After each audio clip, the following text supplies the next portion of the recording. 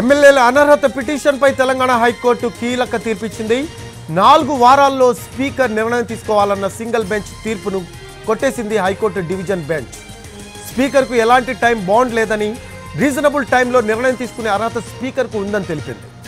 10వ షెడ్యూల్ ప్రకారం అనర్హత పిటిషన్లపై నిర్ణయం తీసుకోవాలని ఆదేశాలు జారీ చేసింది.